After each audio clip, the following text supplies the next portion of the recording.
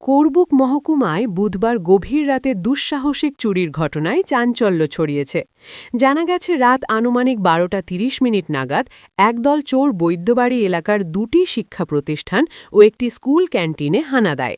চুরির শিকার হয় Baidyabari model English medium school, Baidyabari উচ্চ বুনিয়াদী বিদ্যালয় এবং বৈদ্যবাড়ি ইংলিশ মিডিয়াম স্কুলের ক্যান্টিন। স্থানীয় সূত্রে জানা যায় ওই রাতে নির্ধারিত সিকিউরিটি গার্ড নাইট ডিউটিতে উপস্থিত ছিলেন না। সেই সুযোগকেই কাজে লাগায় চোরেরা। প্রথমে তারা স্কুল প্রাঙ্গণে প্রবেশ করে ক্যান্টিনের তালা ভেঙে ভেতরে ঢোকে।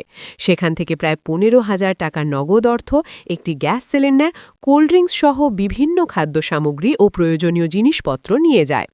শুধু ক্যান্টিনেই নয়, চোরেরা স্কুল ভবনেও ঢুকে পড়ে। বৈদ্যবাড়ি ইংলিশ মিডিয়াম স্কুল থেকে কম্পিউটার সংযুক্ত সিসি ক্যামেরার ডিভিআর ও ফুটেজ সংরক্ষণ যন্ত্র খুলে নিয়ে যায় বলে অভিযোগ।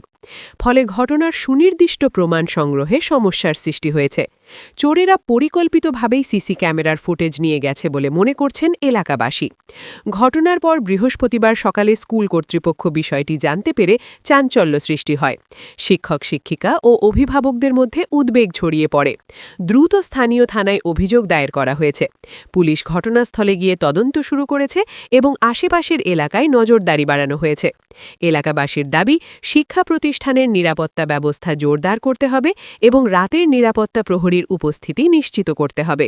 স্কুলের মতো গুরুত্বপূর্ণ প্রতিষ্ঠানে এ ধরনের চুরির ঘটনা অত্যন্ত দুঃখজনক ও উদ্বেগজনক বলে মত প্রকাশ করেছেন অনেকে।